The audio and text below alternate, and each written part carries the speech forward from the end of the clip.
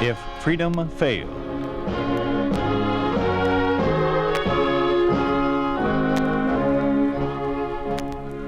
We'd like to take you on a visit to a town that doesn't exist. A town we call Springfield, USA.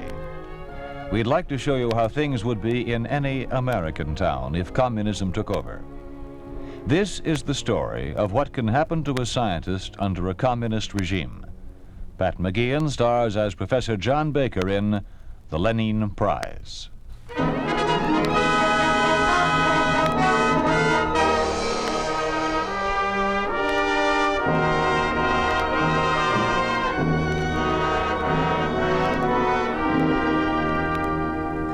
Oh, it's a long, long time from May-de-da-dee-da.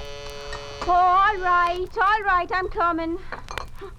How can the comrade workers prepare a decent meal if the buzzer keeps buzzing all the day?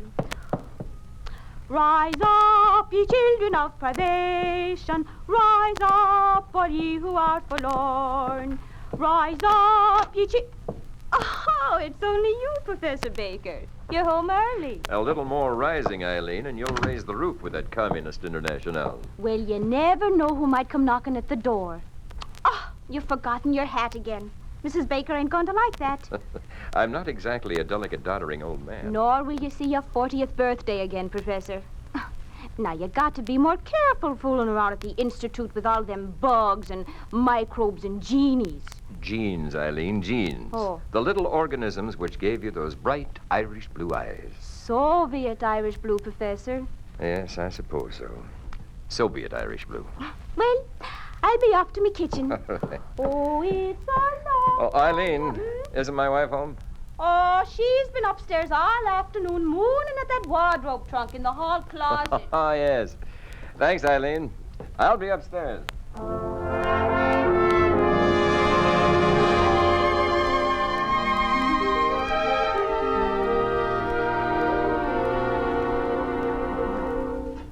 Mary. John, home so early? Were you expecting some other lover? John, you're not early because of some bad news. Oh, of course not. I just didn't want you to have all the fun sighing at the trunk, so I left the Institute early. To sigh at it with me? Mary, do you think we might just take it out of the closet? To see if the Niagara Falls label's still on? Oh, yes. Mary, do you remember 19 years ago? 19 years ago this June. Oh, John, you're a romantic fool. Fool, am I? Dr. John Baker, chief biologist of the Ohio Region Biological Institute, and one of the 10, only 10, mind you, honored scientists of the American Soviet Republic. I wouldn't want the Central Committee to hear you calling their latest recipient of the Lenin Prize. Latest, most likely recipient of the $1,000 prize. Don't be mercenary, Mary. Let's call it by its name, the Lenin Prize. Well, it's $1,000, whatever you call it. And without it, we couldn't afford the trip to Niagara Falls. But thanks to the Central Committee. You mean thanks to your research? Really, thanks to the editors of the Science Quarterly who chose my theories over Lysenko's. Chose?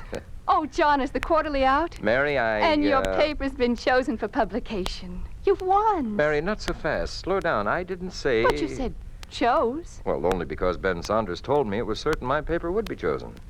Oh. But on his say-so, I went down to the railway commissariat this afternoon and bought our train tickets. We leave a week from today. Well, I suppose if Ben said so. After all, he is the director of the Institute. More important, he's the party secretary for the region. He's bringing an advance copy of the quarterly with him. Oh, John, with your article in it. Well, I expect so. John Baker, if you don't stop teasing me, making me go hot and cold like water tap, Now we can take the trunk out.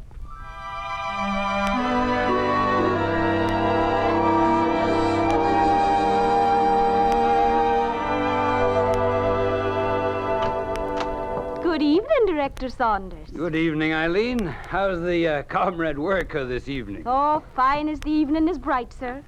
And there's a bit of anticipation in the household tonight, I'm thinking. Oh? That you, Ben? Mm-hmm. Oh, glad you finally got here.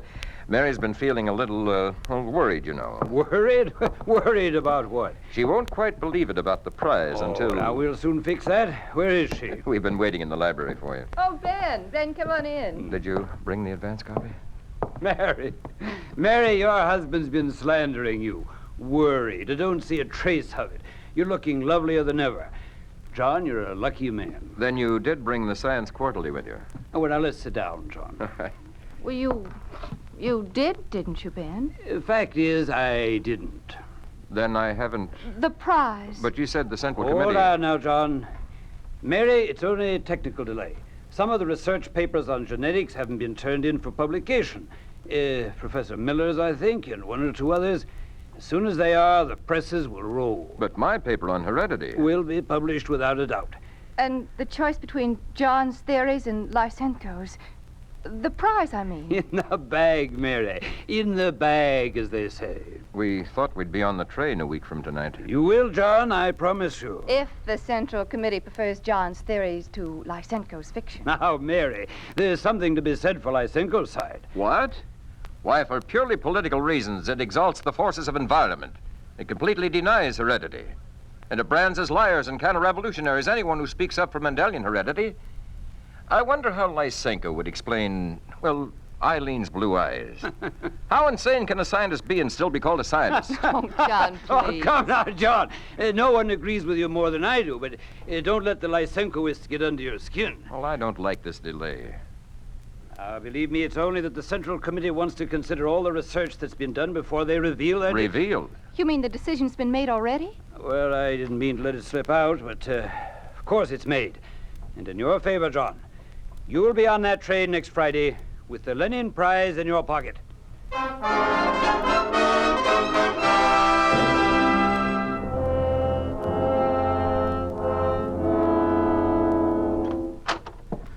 Morning, Miss Kimball. Good morning, Professor Miller. Dr. Goldschmidt was in looking for you. The a few minutes Science ago. Quarterly. It wasn't in my mailbox. Was it delivered here? No, Professor. No? Oh, what did you say about Dr. Goldschmidt? Well, he didn't get his either. That He was didn't why... either, eh? He said he'd be across the hall in the biology library. What's that? He said he'd Oh, be yes, across... yes, the biology library. I'll be right back, Miss Kimball.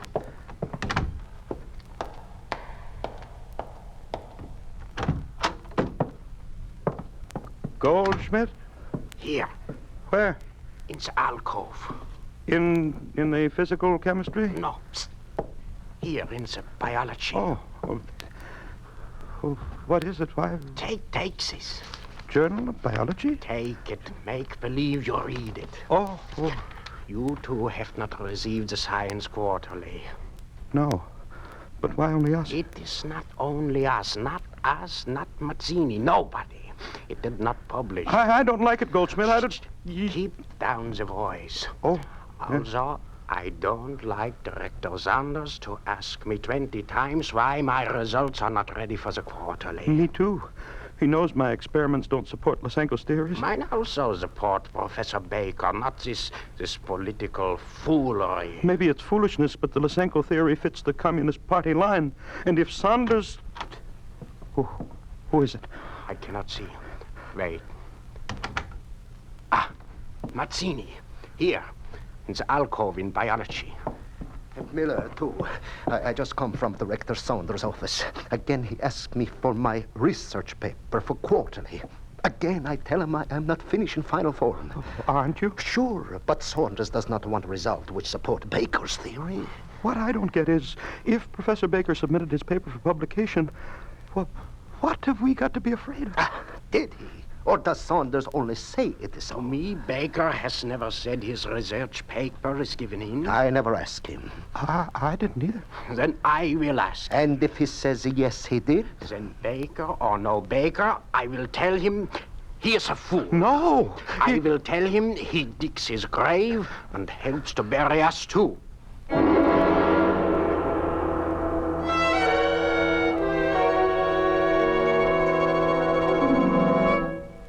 Professor Baker, Yes, Goldschmidt? the quarterly has not come out. I know. Is something wrong? It is not out because some of the men have not given in the research for publication. So Director Saunders told me. Haven't you? Have you given in yours? Of course I have. But don't you see what you have done? Done. In opposing the theory favored by the Central Committee. Nonsense. The Central Committee wants discussion from both sides. This is what Director Saunders says? Yes. You believe him? Why, of course.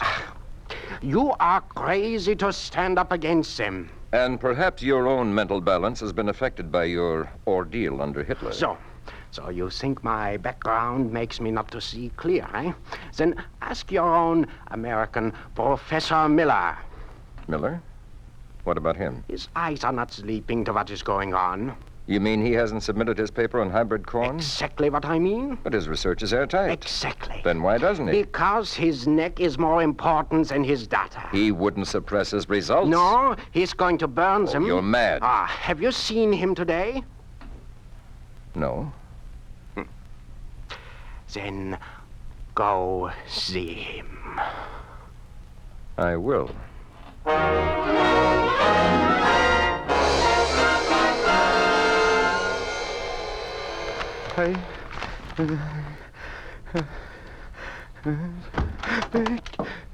Professor Baker. Put those papers down, Miller. Yes, sir? Blow out that match. Oh, yes, sir. What's wrong with you, man? I've got to burn my data.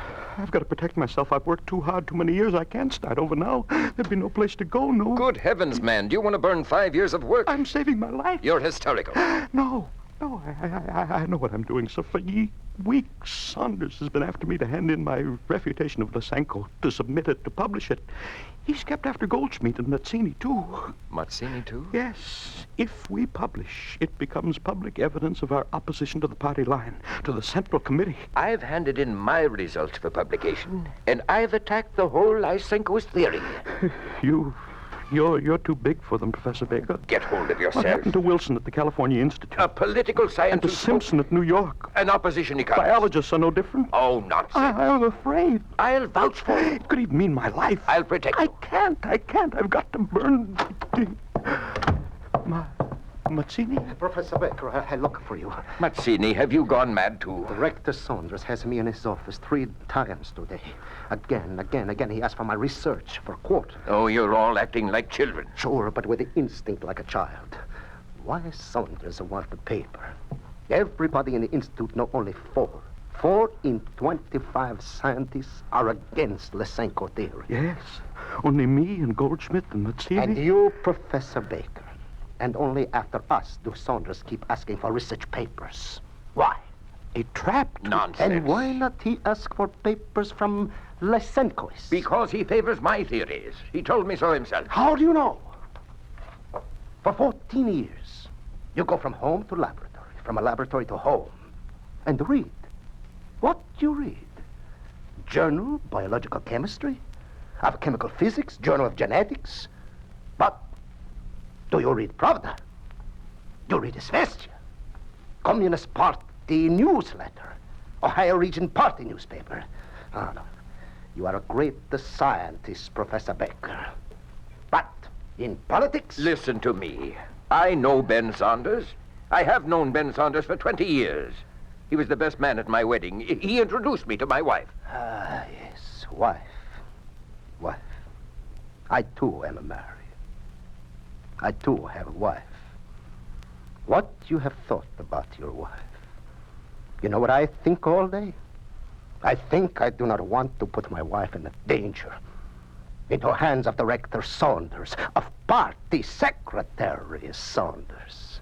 But your wife, Now, finally, you think about people. But what is your wife to do with... If I am a purge from Institute, what she do? Oh, but you won't be. Suppose. But you're imagining. Suppose. Ben Saunders What says... Central Committee says. But Ben says... Don't trust him. I'll go to see Ben Saunders again. Now.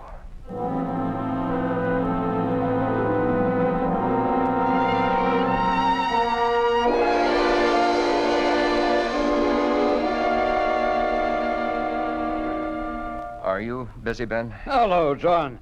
That'll be all, Miss Simmons. I'll give you the rest of the letters later. Yes, sir. Come in, John. Sit down. you look a little disturbed. Yes, quite disturbed, Ben. You're not still worried about the prize money? No, but it has to do with the quarterly. I didn't know it, but a few men from my section are among those who have not yet submitted papers. 3 of them. Frankly, I've been pressing them. Your job, really, John. I don't understand it. You think that scientists would deliberately withhold the results of their research? They're intimidated by the apparent policy of the Central Committee, and by the fact that you're a party secretary. Oh, how can they be so intelligent in a laboratory and so stupid outside? I've tried to reason with them. John, maybe if we work together, we could get them to be sensible and publish. Well, anything you say, Ben. All right. What do you say to a little dinner party at your house where they'll feel safe? Well, Mary's got her hands full getting ready for our trip, getting our clothes clean, ready to pack. Yeah, of course. Well, then, how about just a social evening? Maybe a bottle of wine. That should be fine. Whom shall I ask? Miller, Goldschmidt, Mazzini? Yes, and I'll ask Professor Markham, too. Markham. I don't believe I know him. He's a new man in the zoology department. He needs a little reassurance, too, I think. All right, then. Tomorrow night? Fine. About 8:30? Fine. And I'll have a few bottles of Madeira to help put them at ease.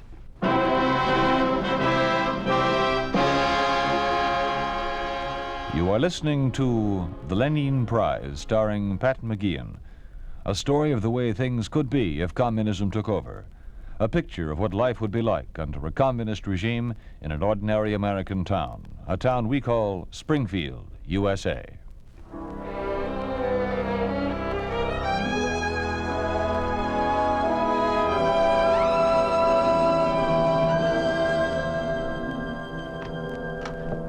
Professor Baker, here we are. Good evening, Goldschmidt. Miller, Mazzini. Evening.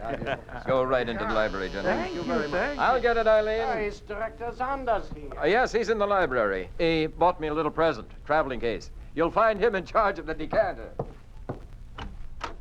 Oh, Professor Markham? Professor Baker, am I late? Not at all. I'm very glad to meet you. The others just got here. Is Director Saunders here? Oh, yes, he's here, too. Everyone's in the library. Come right this way.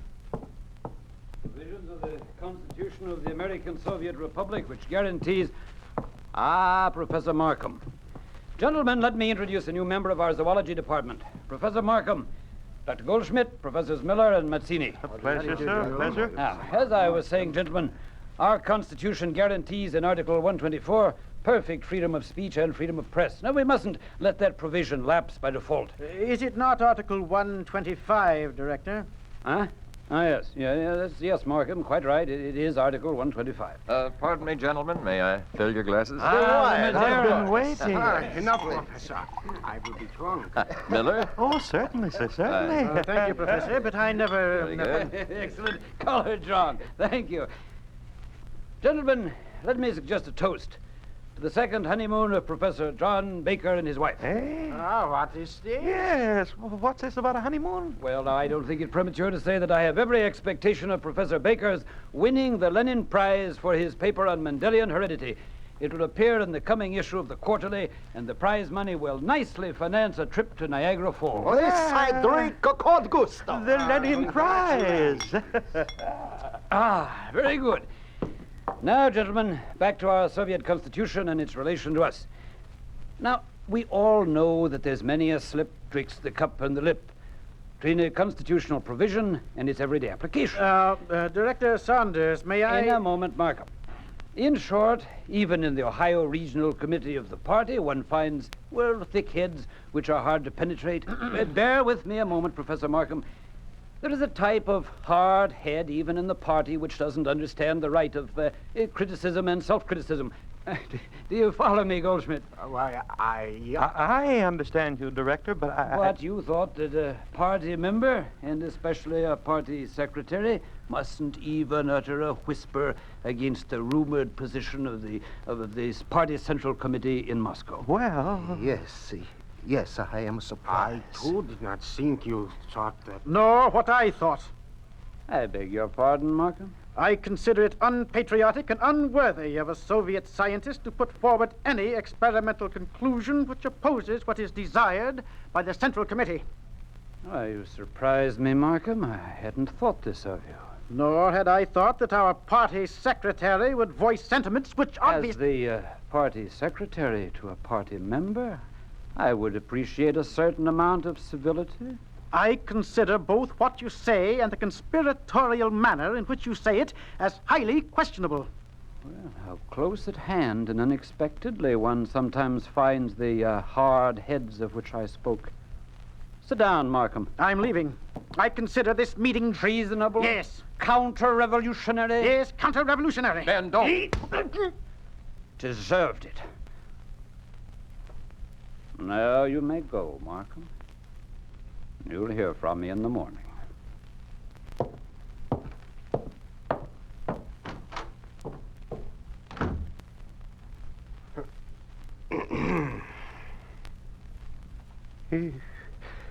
He'll denounce us all. To whom? To me. I will take a little wine. I'm very sorry this happened, gentlemen, but you all certainly see now how wrongly you interpreted Director Saunders' intentions. With the director on our side, any fear is as foolish as... As foolish as Markham is stupid, as he will discover in the morning. And now, gentlemen, need I say more? May I expect all of you to turn in your papers either to me or Professor Baker within the next day or two? More wine, gentlemen?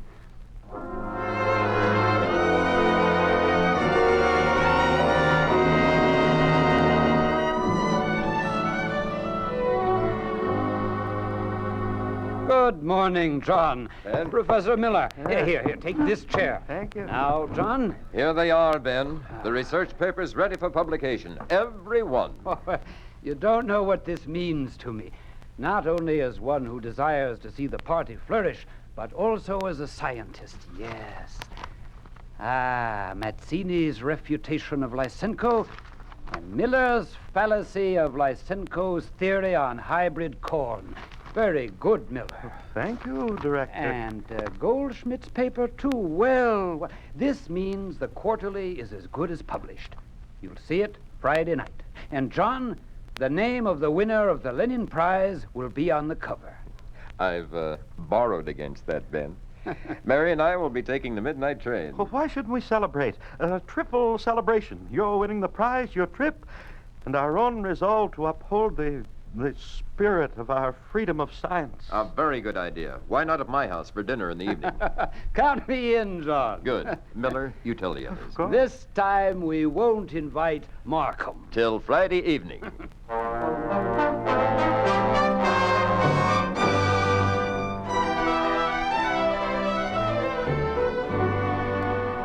Eileen, Yes, Professor? are we ready for dinner? I need only the mouths, Mr. Baker. I'll get it, Eileen. Hello. Professor Baker? Goldschmidt? Yeah, I am not well. But you look fine today at the Institute. What's wrong? I cannot come. I am sick. Well, have you called a doctor? The doctor has already come to me. I'm sorry, Baker. But Goldschmidt. I am sick. Mary? Goldschmidt is sick. Oh? Well, what's wrong with him? He's not coming. Was it serious? Well, I don't know. He sounded very ill. But he did have a doctor. Oh, what a shame. Excuse me, dear. Hello? Professor Baker, this is Miller. Yes, Miller. Going to be a little late? I am at the Institute. What, at this I hour? had a little more extra work to finish up. Are you all right, Miller? Of course. Well, of course I'm all right. You sound a I'm little... fine, I tell you, fine. Oh, then you'll be right over. No, you go ahead without me. I'll be late. How late? Just late, Professor. I can't say any more. Miller, what's wrong? Goodbye, Professor Baker. Mary, something's wrong. Yes, it is strange. I'll call Mazzini. Yes.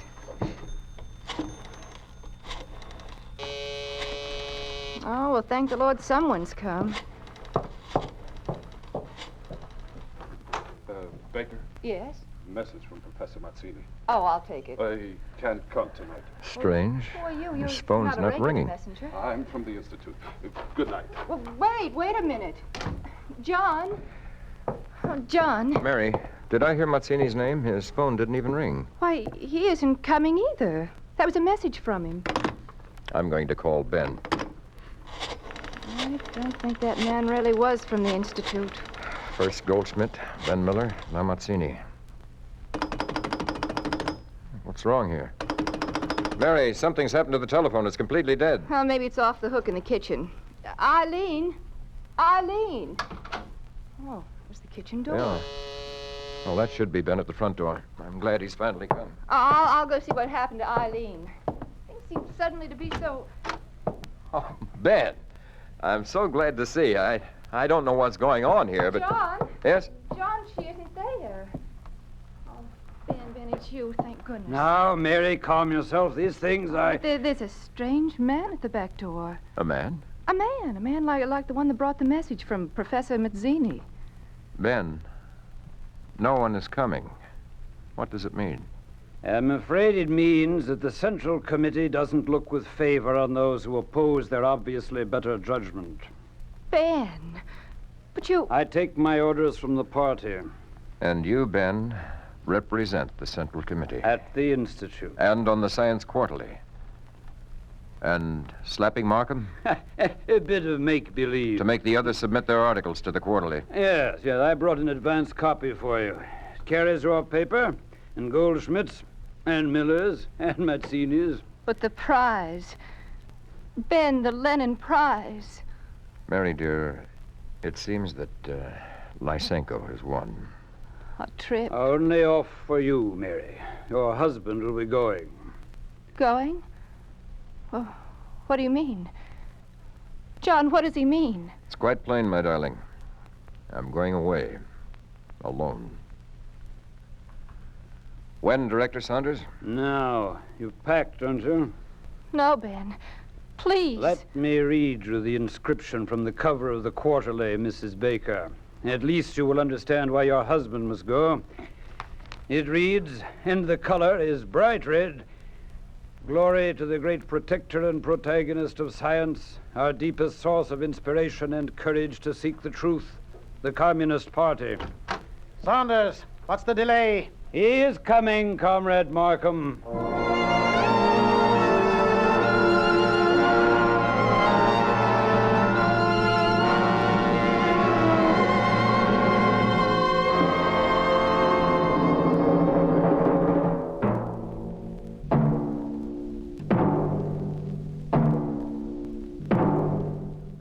You have just heard a story of what happens to free scientists under the heel of communism.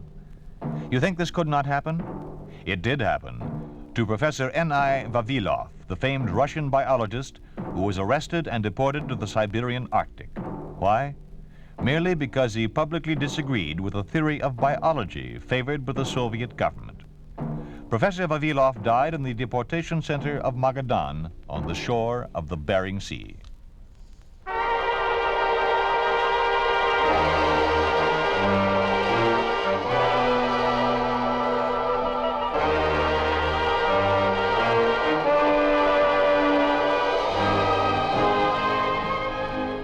You've been listening to If Freedom Failed, starring Pat McGeehan as Professor John Baker in The Lenin Prize. Music was composed by John Hicks, with musical direction by Michel Perrier. The Lenin Prize was written for If Freedom Failed by Arthur Weiss, produced and directed by Robert M. Young. Sergeant Lloyd Iyer speaking.